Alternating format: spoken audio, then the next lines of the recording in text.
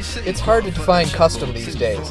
A lot of places will call something custom if it's got a unique paint job or an aftermarket set of wheels.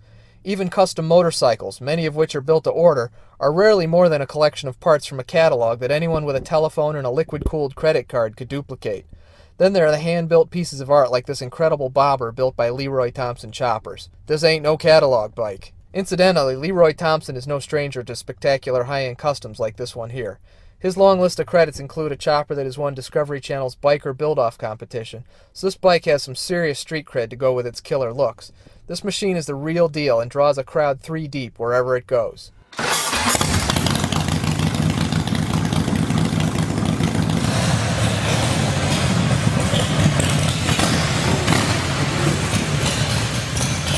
The first thing you notice is the finish, or rather the lack thereof.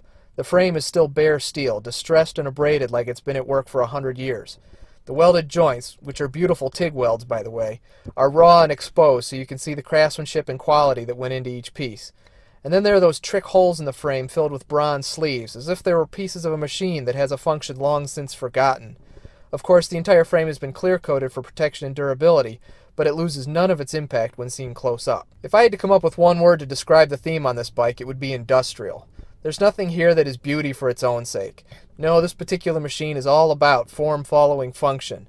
The minimalist approach that adds speed by removing weight and crafting components to do a job instead of look pretty is the essence of industrial engineering, and it looks absolutely killer when you do it to a bike. There's more form following function when you look at the beating heart of the thing, a 124 cubic inch S&S twin with a Super G carburetor.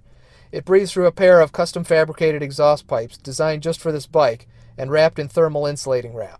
No chrome or ceramic, just brutally functional racer gear. Power is transferred to the massive Avon rear tire through a Baker drivetrain 6-speed and a Primo belted Brute primary drive. Out back, the chain sprocket doubles as a brake rotor, clamped by a 4-piston LTC caliper.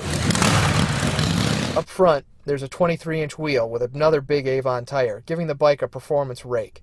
Look closer and you'll see the skeleton-like brake rotor circling the perimeter of the wheel, with a 2-piston LTC caliper pinching it from the inside. That caliper is hanging on an almost delicate-looking bracket that's been drilled full of lightning holes, leaving just enough aluminum to do its job. Then you start noticing all the little details, things like the brass cages over the head and taillights, recalling the protective bulb cages on industrial lighting in factories, the unique combination of steel, aluminum, and bronze that makes up the front suspension, a custom take on a Springer setup, almost makes you think it's been cobbled together from anything that was close at hand when they were building it. The mounting plates, engine mounts, even the switch panel between the cylinders are more of that distressed steel, thrown in there maybe because they didn't have anything else to work with, or at least that's what they want you to think. Up top, there's that flippy, trippy paint. In fact, that's what Mike Val and Scott Menke call their unique color creation, super trippy flippin'. It's not orange, it's not red, it's not yellow, and there's a ton of metal flake in it. The graphics embedded in it seem to dance in the sunlight. One last element really ties it all together, that seat. Industrial is all about the machinery, not the operator. The machine has a job to do, the man is only one part of the machine. So there's a minimalist seat only because a man can't do his job properly sitting on bare steel. But he sure isn't getting any more than what you see there.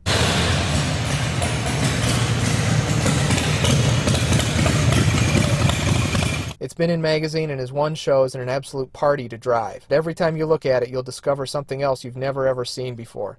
And that's exactly what a custom bike should do.